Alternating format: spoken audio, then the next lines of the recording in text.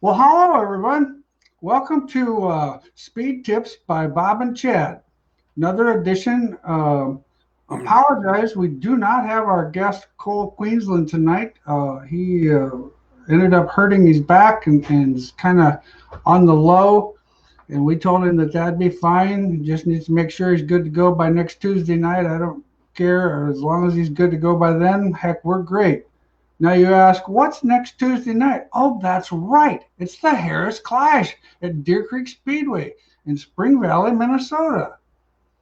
One of the other things that's nice about that night is we've got the Race of Champions. Who is our title sponsor for the Race of Champions? Oh, yes, that's Weir's Machine. Boy, if you're not logged in and if you're not coming to that, you need to watch that on IMCA TV. It's going to be an excellent show. I know we're going to have an excellent car count. It's looking forward to it. So how was your Monday today, Chad? It was a little chaotic, as usual, for Mondays. Pretty busy. A lot of things going on. But it was a good day. So we really don't have a complete agenda for tonight. We're basically here to answer any questions, whatever rear suspension or anything like that. We've been to a lot of races. We've had quite a few races this week. Seen some really good race shows. I've been thoroughly impressed. I mean, the competition's been outstanding, and it's just been great.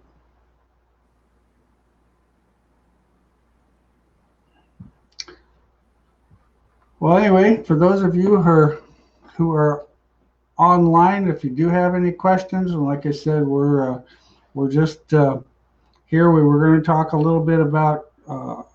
We were hoping with Cole, my agenda was going to be the fact that I've had the privilege of, well, of course, I've been in this sport since I think right after they invented dirt. And that being said, I've been on all sides of this thing, been on the promoter side of it, been on the racer side of it. And I thought it was just going to be a neat deal to have Cole on there because, of course, we all kind of know what's going on in our industry with the current state of affairs in America today. And I thought it would be pretty cool to get from the promoter side of it what they deal with and things like that. But if everything goes good, we're hoping we can get him on next Monday, and we'll just continue with that. It's been a challenging time. Yes, it is. Challenging time for anybody in the entertainment industry and the food service and all that stuff. We're kind of lucky where we don't have a lot of walk-in. We're a mail-order company, and I'm sure you get more walk-in than we do. But having to deal with that and the things that the restaurants and sporting events have had to deal with has definitely been a struggle. Well, I tell you what, I mean, I can't even imagine what some of those people are going through. I mean, when this whole deal first started, I wasn't really sure how it was going to affect us. The phones didn't ring a whole lot, but we were luckily it was at that time of the year where we still had quite a bit of work to do, so it worked out fine for us. And business has been good. I can't complain at all. It's been good, and of course I enjoy this time every Monday night getting together with my old buddy Chad and getting to talk to all of the people who have questions, and it's just been a lot of fun. I've really enjoyed it. It's allowed me to have a little bit different perspective on things, because now when I see someone at the racetrack, I'm like, oh, I gotta make sure I remember to write this down and tell them about that. Our first thing, and I'm going to give you a little bit of a heads up here. I'll let you do that, Garrett. I've got a lower control arm here sitting on my desk. One of the big things that people forget to check, this outer lip on here is very easy to bend. And with the cars now getting over so far on the right front that we're actually seeing this outer lip bend pretty easily. You need to take your A-frames off, set them on a large or a solid surface here in the back, hold them down, and this edge needs to be 5 inches. We had a customer the other night. We were up to Algona, and they went to jump on the car, and something locked up going down where the car didn't get the full amount of suspension travel. And I mean, I was over there helping them. We're looking through everything, and I can't see it. We can't find it. All of a sudden, we come to the conclusion that the ball joint was binding up in here. Well, with this lip being up a half an inch, it tilted this ball joint more inboard, and with this space that they had, it was actually creating a bind in the A-frame. So, and I remember the customer was telling me, he says, I'm not really sure, but it feels like I'm chattering the right front tire. And I'm like, it's got to be the racetrack. There's no way. And he says, yeah, he said, the car gets over on the right front, but he said, it's like something stops it. It's just not, it just feels really weird. Well, we got to checking it out, and sure enough, the actual lower A-frame. Well, they changed the lower A-frame. He started 22nd and ended up running, I think he ran 10th or 8th or something like that. So made a huge difference in the car. So one of these things, you guys got to check. Now, the other thing I learned in this Escalade, trying to help these guys, don't forget about Chad's new ball joint remover, because we're over there while I'm watching him just wail on that thing with the hammer and trying to get everything popped loose. And I'm thinking, I know who sells a tool that would make this a whole lot easier. So don't forget about, making sure you have the right tools in your program to help you with these things. But this is something that, with the amount of travel we're getting on the right front, this is something that I'll guarantee you there's probably cars out there that have this bent. And once again, I had another customer that he'd been struggling with his car for a couple, 3 weeks, and he's actually got the 3-piece spindles on it. And I just joked with him one day. I said, well, have you been checking your spindles? Oh, I haven't hit nothing. No, that doesn't matter. Not in today's world. That really doesn't matter. Well, lo and behold, he ended up having a bent spindle. Even one of the new 3-piece spindles was bent. So keep that stuff in mind, guys. Maintenance is such a key factor. It's such a big deal to have the right equipment to do what you're doing, and keep up with what's going on, because just that little bend in that A-frame, I would have never thought that it was making that big of a difference, but it was actually binding the ball joint up, which in time, of course, would have ended up bending more stuff. But so anyway, that's just my tidbit for the week that I experienced at the local racetrack. Yeah, when you got that thing out, you should have a 1/2-inch rod to go through them back bushings too, to make sure that that's still lined up. Yep, most definitely. So, all right. Went to the RTI website and tried to sign up for the 4-link class. I found the information on the class, but I clicked on register, and it said no registrations at this time for this class is complete from 2020. Are you taking registrations for the 2021 class? I don't know. Yeah, the 2021 class, we are not actually taking registrations for that yet. Registrations actually won't go up on that class until probably the 1st of October. You can still buy the class online.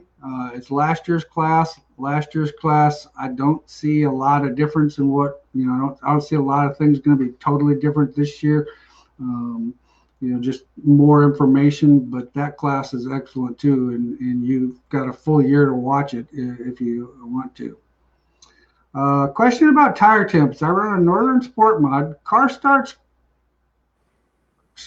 feature pretty good, but goes away mid-feature. When I check my tire temperatures after the feature, the right rear is really hot. What is your opinion on heat? Some people say it's because that tire is spinning, and others say it's because that tire is working harder. And what is your experience? In my opinion, it's the old adage, feed the heat. If there's a tire that's not, like the right rear, more than likely, if the right rear is running warmer you got to back up and think about how you're actually driving the car, because if you're sliding the car, that's going to cause it to be warmer. But in general, if that tire is spinning, it's not gripping. And in my opinion, that's a touchy one, because I've been in a situation where on both of them. But I think if that tire is running real hot, it's sliding. It's the only way it can gain temperature with the air pressure that we have on a right rear can gain temperature is by sliding the tire. The Now the left rear, when we run less air pressure, that if you run too low air pressure, that can actually run hot because of the sidewall flex, and where that tire is actually flexing back and forth and causing that to run a little bit warmer. But if a right rear's too hot, it's probably sliding. It's a deal where you're not getting on the right rear enough.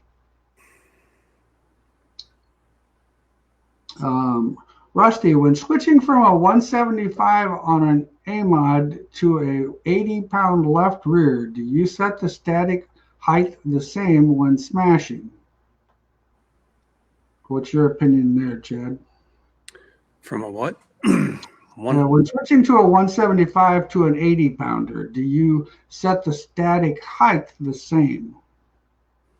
And I'm thinking if he's meaning ride height, I would think that you would still set it the same.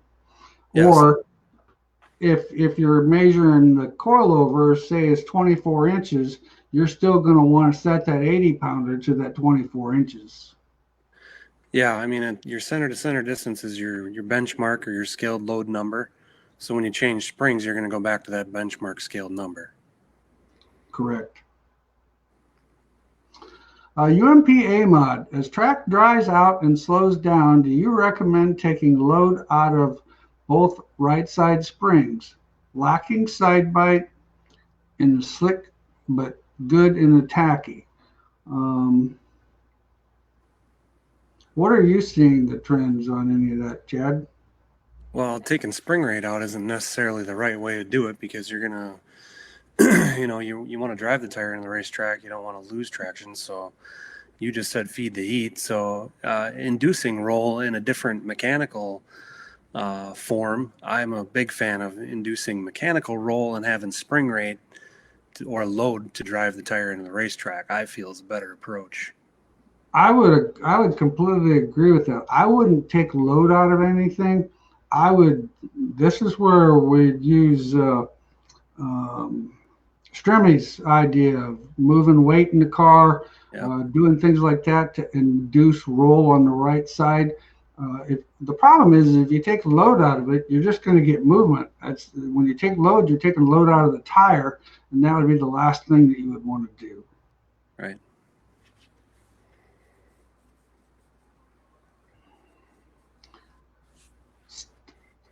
Taking static weight out of it. So let's see. Oh,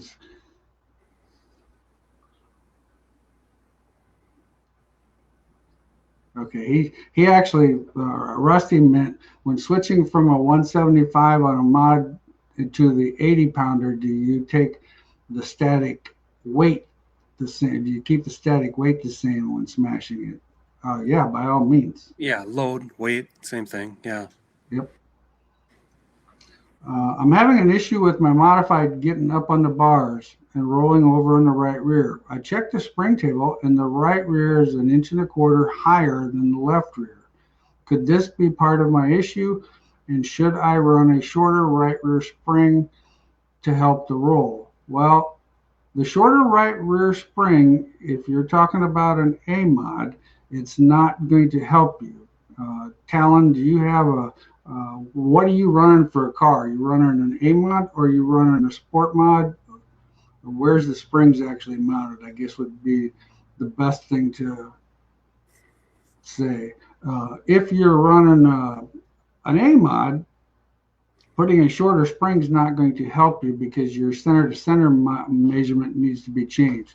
The mounting location on the right side's got to be closer to the ground than the mounting location on the left side. If you're running a sport mod, putting a shorter spring in there would definitely help. The problem, it's an IMCA modified, okay. um, you'll actually need to move the mounting location down. And Chad's got a spacer that would mount right into where your existing one mounts and adjust that. And I think it's a 1 inch Two adjustment inch drop, or two 2 inch. inch. Yeah. So that would be something that you could bolt right in there without having to do a bunch of welding and cutting, and just go to Weir's website and you can see they've got that on there. With lighter springs in stock cars, should we be putting something to keep the load off when hauling? Yeah, definitely. When hauling it to and from the racetrack. When you start going lighter springs, in fact, I was actually going to bring it up here. We had another customer this weekend that his car's been getting on the right front pretty hard, and evidently the jack bolt is not centered in the spring correctly because it ended up actually bending the spring. And I had not seen a spring. The spring rated on the machine perfectly fine, but you could see that it actually had a bow in it. So I told him he was best to replace it because the consistency of that spring wouldn't be good. But yeah, when hauling your race, anymore, you need to have, and I don't mean to say anything bad about any companies or whatever, but there's all kinds of those old style Bilstein shocks that are still laying around in a lot of people's garages. And those shocks, they were kind of designed when the cars were a little heavier and racetracks were heavier and things like that. And then the technology just had kind of bypassed them. But them things you can buy for $5 a piece at any swap meet, and they make the best thing to haul cars. That's what the actual Cup guys use to haul their cars back and forth to the racetrack. So I would definitely do something like that. Block it up. I don't know if I'd block it up solid, but I would at least try to minimize the movement because if your trailer is a little stiff or if your roads are bad or whatever, there's no reason that car needs to move up and down. And the worst part about it is the car actually doesn't move 3 inches at a time. It actually sits there and just moves like an inch at a very fast rate, which is about the worst thing that the shock can actually see because it's actually sitting there at a high speed movement and not circulating the oil. So I definitely agree with hauling it or tying it so that it does not move. On a USRA B-Mod, do you notice a big difference in car setup with the quick change versus the 9-inch? Yeah, we actually have a little bit. When it's all done and said, it's more about the location where the pinion is, and with the pinion being quite a bit lower, well, it's 1.25 inches lower than on a 9-inch Ford. So it does have some side effects, but not anything super big. It's just the location of your J bars where the most important thing is. And Chad's actually got with his mount on the quick change, it's got a zero mount in it, and that zero mount would be at zero mount or zero on the pinion, correct? That's correct. Yeah. Yeah. So and that's what I tell my customers when they switch that. I would just mount my J bar 1.25 inches above that, and then over time work with the J bar. And you'll find tuning it with the J bar. That's the big difference, is the location of the J bar. I keep struggling with bottoming out my right front frame. What's the best solution for things to check for this? My ride heights are checked weekly as well as my bar angles. That's a great question. That's kind of where a lot of times that comes into that fact of being able to preload that right front spring to kind of keep a little load in it so that its initial movement, it's still going to, a 400-pound spring is still going to be a 400-pound spring, but its initial movement will be just a little bit stiffer. That's one thing that we've found that helps quite a bit. The other thing is what we've been doing as of lately, we've found that the right rears getting, or the right fronts sticking as hard as they were, we've ended up raising the right rear upper bar up a hole to kind of help that, because we've got to resist a little bit of roll, and if the front end's going down, the back end's going to go down with it, even, or whatever happens on the right front, the right rear is going to follow it. So that being said, that's something to consider, and that's worked pretty well for us in most conditions. I know Possibly you an guys. anti-dive. Oh yeah, Possibly an true. anti-dive. Never thought about that. Take some, well, you could put some anti-dive in it, but that, once again, that's going to make you have to trail brake the car getting in. And a lot of these guys, they talk about, well, I'm not a very good trail breaker, and I don't want to be a smart person at all, but man, guys, I tell you what, if you don't know how to do that, you need to figure that out. I mean, that is the most important thing. I had a customer from up in Wyoming, runs a sport mod, and runs a sport mod, and he drove a late model the other night, and he says, man, he says, I forgot all about this trail braking thing, because with those late models, you gotta really trail brake that thing to keep everything up on the bars. And I said, well, yeah, and you need to do that with your Midwest modified. And he said, yeah, I tried trail braking that thing, and it pushes like a dump truck.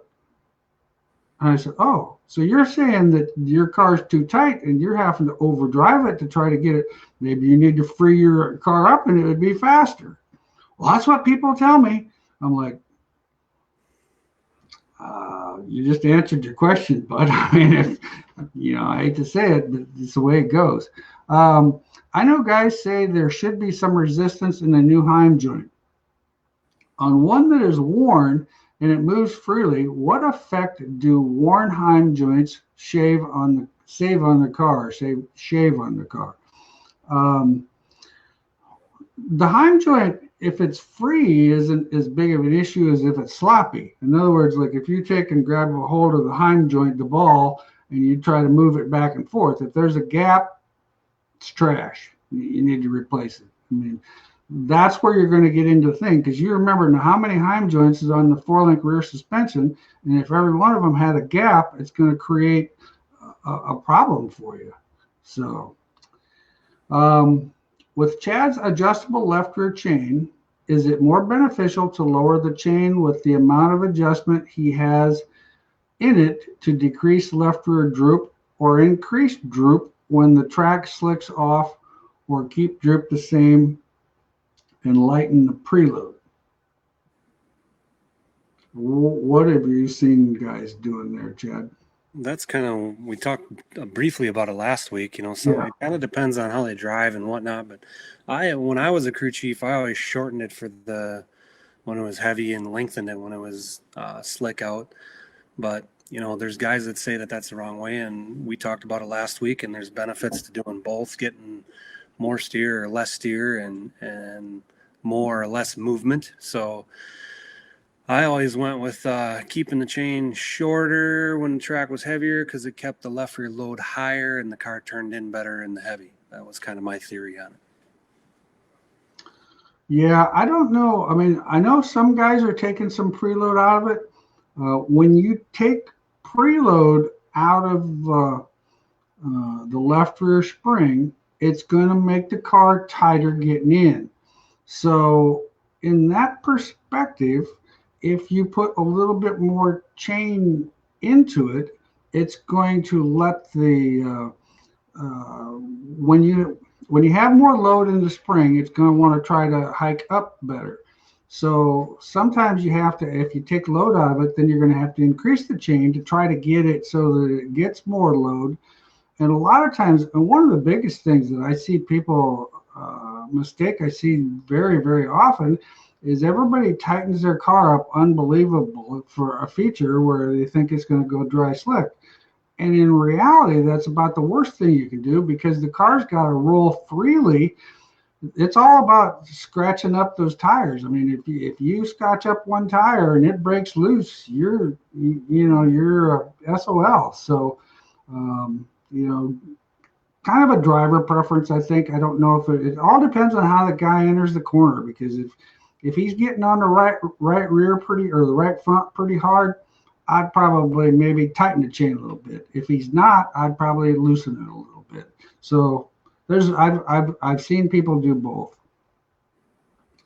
Where would you start looking at the car at the end of the straightaway always gets really squirrely when getting out of the throttle, or when it gets up on the chip and not dumping the throttle when this happens? Full bar Well, length. pull bar length. Um, I would have to say, in this situation, knowing your car, Mike, um, I yeah, I'd have to think about it a little bit. You might need to give me a call tomorrow. When the car gets squirrely at the end of the straightaway, usually, if you're up on the chip, and it kind of depends if the car. A lot of drivers now, the new thing is to run more gear than we have run in the past and hit the chip sooner, but stay on and trail brake the car quite a bit to keep it from falling down, and it'll carry you into the corner. The downside to that is, over the course of time, if you've got unequal brake pads, one might heat more than the other. So when you go to get on the brakes, that could be making it squirrely. I'm not completely sure, but I will think about it, and Mike, give me a call tomorrow here at the shop.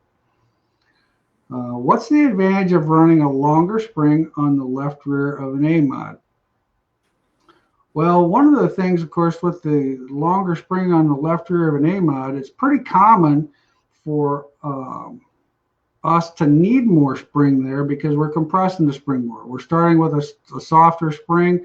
So by starting with a softer spring, we need to put load in it.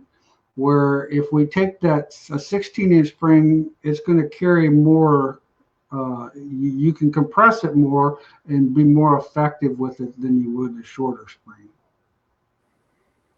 What's your opinion on that one, Chad? That was spot on. Rick's got a question. What is the goal for tow on a four link bars for modified? Also, is it the same theory for a 3-link? Well, my theory on a 3-link is the fact that I've actually always towed the left rear in 2 inches and the right rear in an inch. And part of it was more drive angle, but it also has a different effect on the steer. The 4-link's a little more complicated than that. Like you'll see these when you look behind some of these cars, and you'll see one like the right rears run in one direction, and the upper and the right lowers run in a different direction. Well, the biggest thing that you could do there, Rick, just to see what your car is doing, is go ahead and take the springs and everything out of it and jack it up underneath the seat and kind of rock it over on the right front and see where your rear end moves. Because in my opinion, the goal would be, when the car is completely under traction, having all those rods running straight. But it all depends on where your car, where they're located on the rear end. You might not be able to get them perfectly straight, but that's the end result, is getting these rods running forward at a straight angle when you're all on the power, because then everything is driving the load equally to where it needs to go.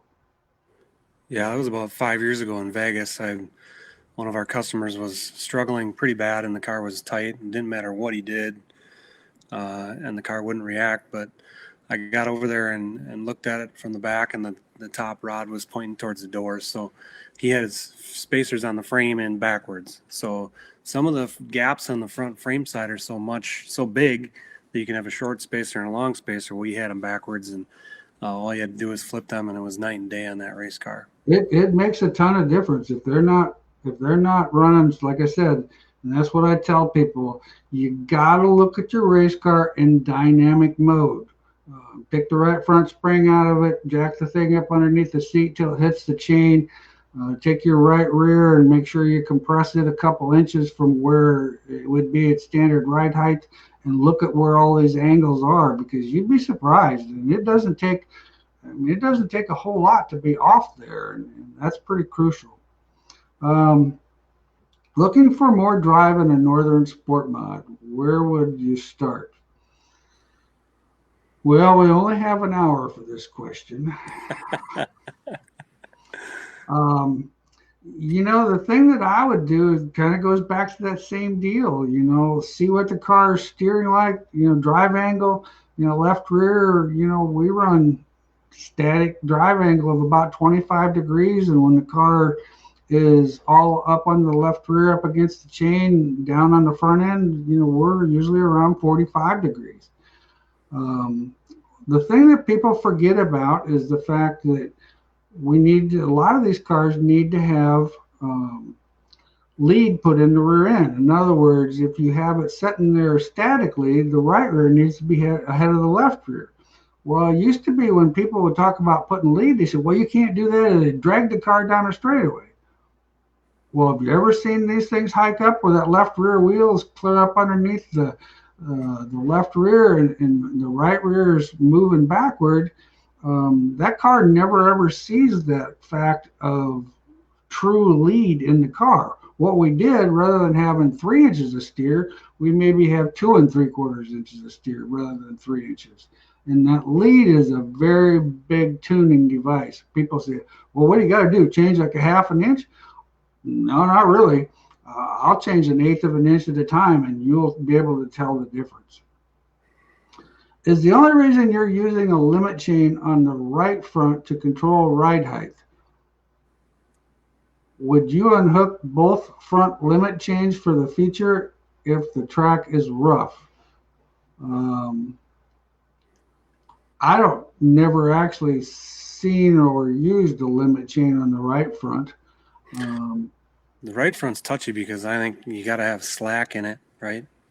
yeah. Roll across the scales and tech. So if you're going to preload the right front and do anything cool there, you're going to have to do it with shock or an adjustable shock mount like what we make to preload that right front. But definitely in a rough track situation, being against chains, no matter what corner it is, it's going to be violent. I mean, if it's really that bad, you need to free the chains up and some point take them off, take the right rear off, take the right front off, and them corners are going to take the abuse. But obviously the left rear, you're going to control the motion and not lose the rear end, so that one's got to stay. But it's a balancing act on them chains.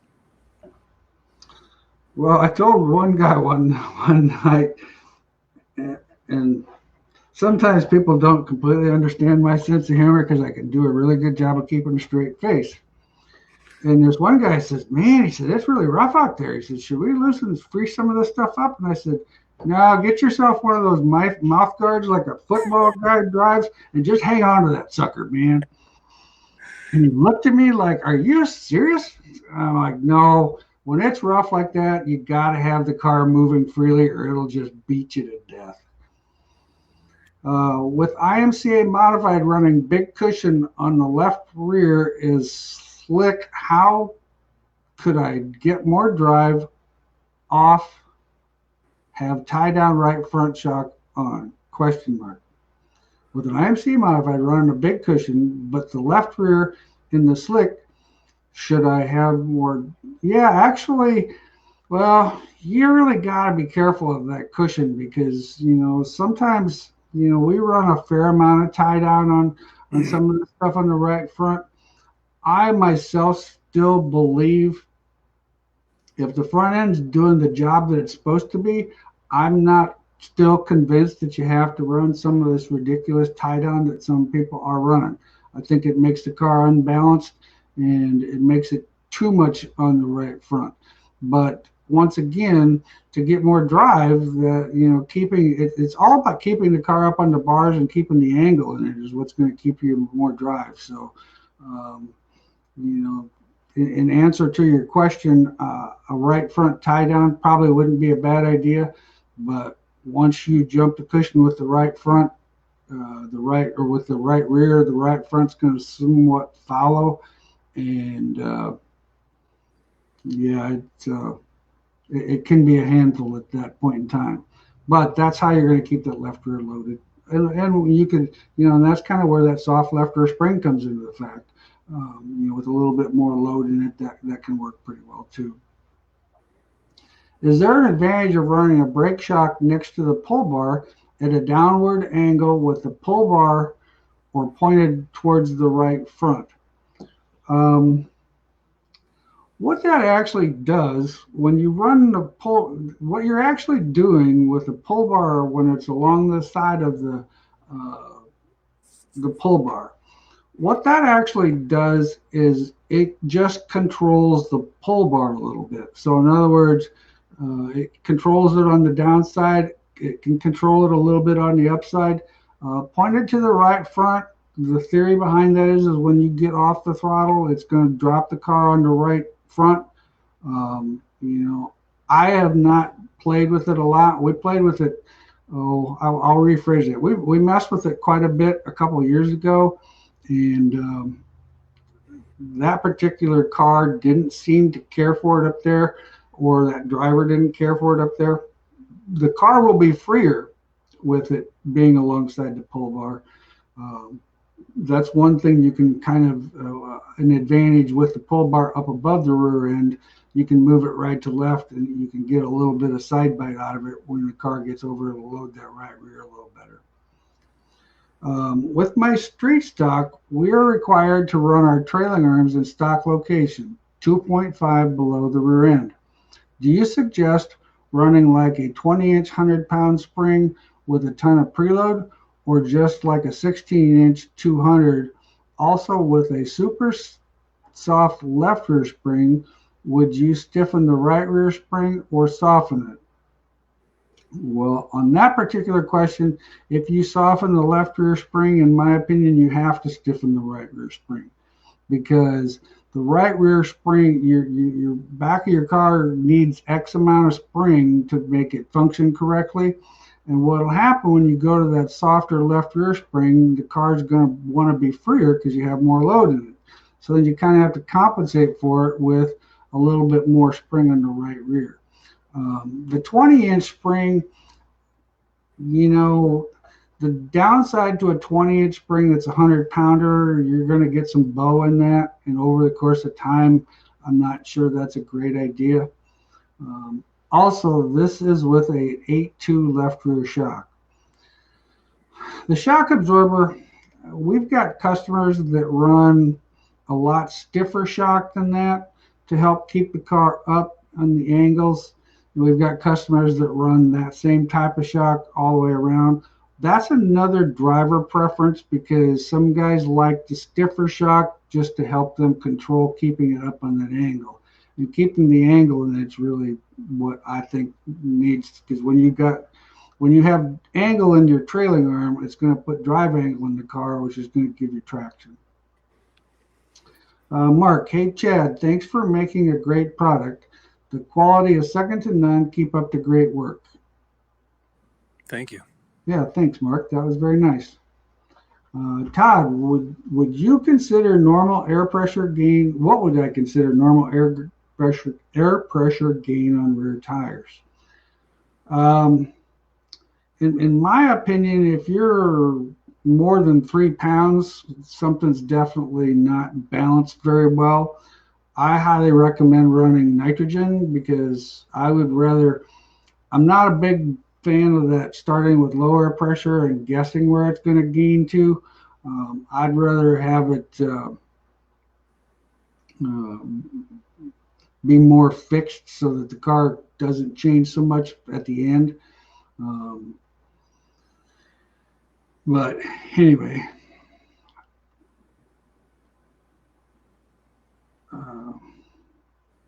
Garrett, where are we going? Right here. Okay. If you are limiting the travel to the right front with a shock, do you add an extension on the shock if the track is rough? Yes, that would be the case. Put a shock extension on it. Sport mod. Would changing left rear spring from a 100-pound 16-inch to a 75-pound 18-inch help drive? And would you go back to the same ride height with the spring change? Um, what we're seeing is it's all about these springs. What people are doing with these springs is we're putting more load in them. When we put more load in them, they're going to want to try to respond and keep the car up on the bar more. So that's why they're doing this, because you take your 100-pound spring, has X amount of preload in it. Then if you take that 75-pound spring and you have the same amount of preload in it, it's going to be shorter. So in answer to the question there, Shane, yes, it would. The thing that you have to be a little careful, once again, is you got to be cautious. And when you start going that soft, and with a sport mod, with the roll steer, you're going to have a lot of flex in that spring. It's going to move around quite a bit just because of the rear steer in it. So you might have to take and invest in a spring a little more often when you go with a lighter spring like that. Not that the spring company's bad, it's the abuse that they take back there is what actually happens. If not done already, in one of the other videos, can you guys explain trail braking at the basic level and what the percentage brake at entry do you need to be worried about on crutching a bad setup, quarter-mile bouldering? Well, we have an excellent video that I did on the trail braking on the RTI Knowledge Center, so I highly recommend that. There's a lot of information on there. Trail braking, you know, and people think trail braking is a lot, but I mean, we're actually, you know, when we're talking trail braking, you're probably only putting 75 pounds of load on that brake pedal, which is minimal. I mean, you're kind of filtering it between none and 75 pounds. But yeah, take a look at that video. That might be something that kind of help explain it a little better. 3-link.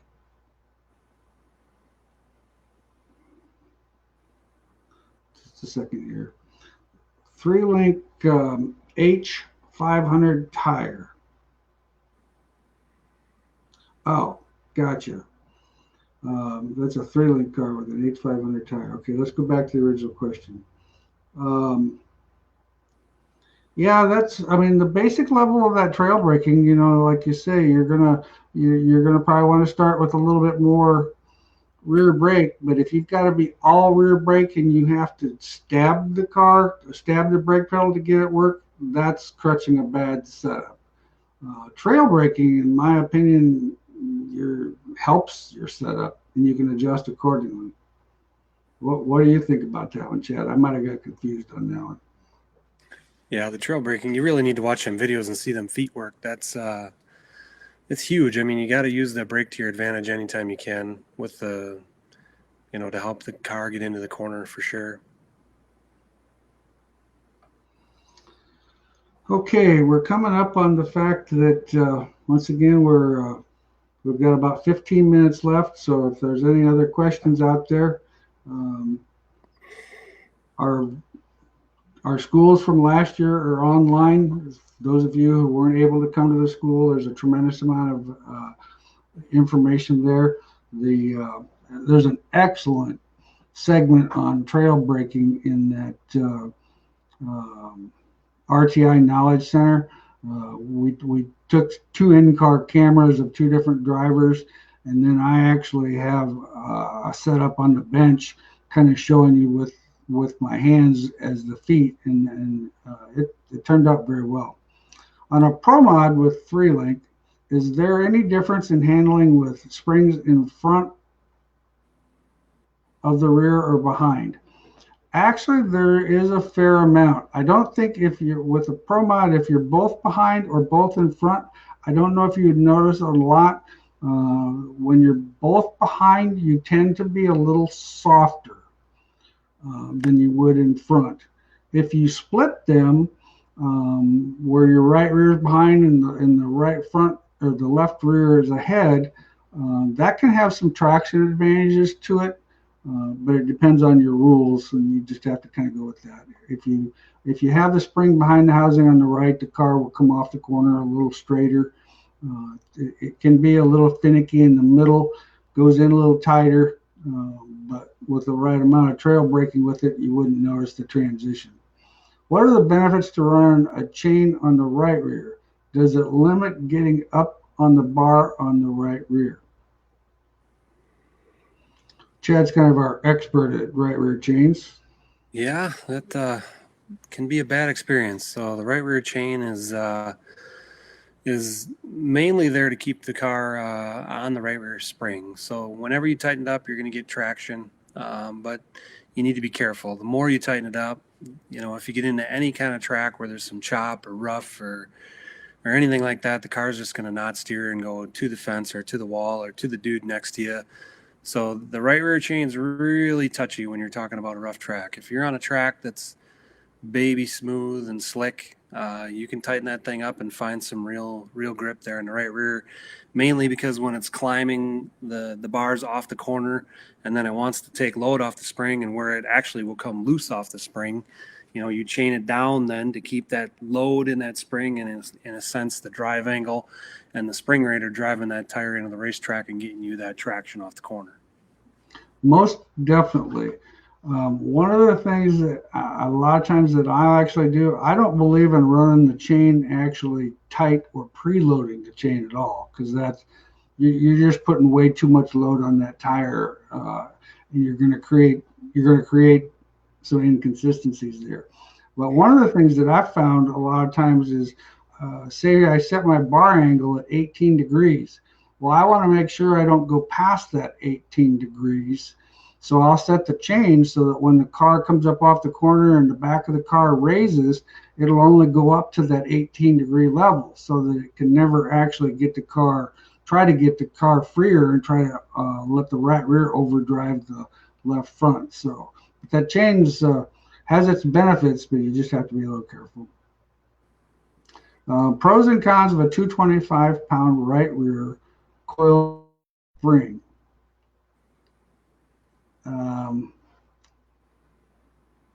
Well, if you're talking about that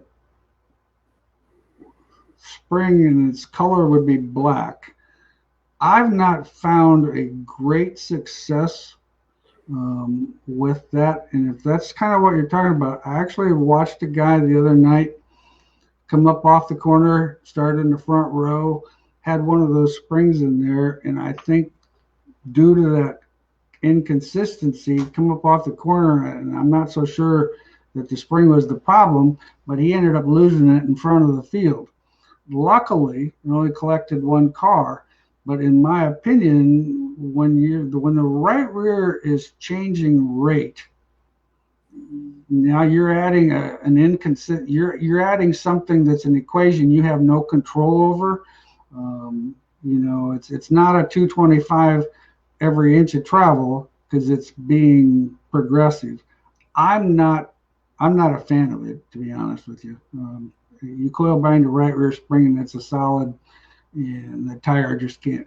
With the IMCA tire, it can't handle it. Some of the other tires, maybe with a soda tire could, I don't know, but I know the IMCA tire wouldn't be able to handle it. What's the difference when to stiffen or soften a right front spring versus putting load in it or out of it with the weight jack? Well, kind of a rule of thumb, and actually this is information I got from Kelly Sharrock. It's not my own, but he believes that if you have to put more than 4 turns of preload in the right front spring, you need to go to a stiffer spring. If you're sitting there and you have no preload on it and the car's good, but you could contemplate trying a little softer spring with a little preload in it. I kind of like the preload in that right front, as long as you don't have much. I never go past 2 turns of preload in it, because once again, whatever rate spring it is, it's that rate throughout the whole thing, and I just don't want to build inconsistencies in the car. Um, on an IMCA modified, do you get more drive by having the BTM bars up on the top holes? Um, I think he's talking about the cages. The BTM bars? I don't know what the Bottom bottom bars. bottom bars. Oh yeah, got you. I can't see the Sorry. question, so Yeah, I can't see the questions either. They're not actually coming on our screen. Um, okay, what basically it all depends on what you want to accomplish. You know, I would never run the left one up, but the right one I have run up probably in the 3.5 inch hole or the 3 inch hole. yeah. So the closer again, What's the one closer than not the 4.5, but one's the next? What's the next one up?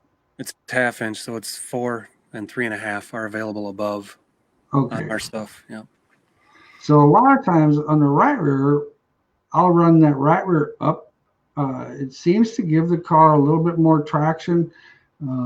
Seems to give it a little bit more side bite. Now, if you got a rough racetrack, you won't like it. If you got a heavy racetrack, you probably won't like it. But it will definitely get more drive. The left rear, we run it in the 4.5 inch hole and never change it.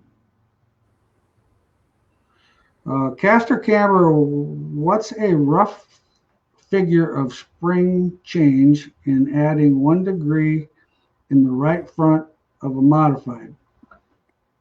Well, you're actually not changing, you're changing the location of the tire, but you're not moving it out on the bottom.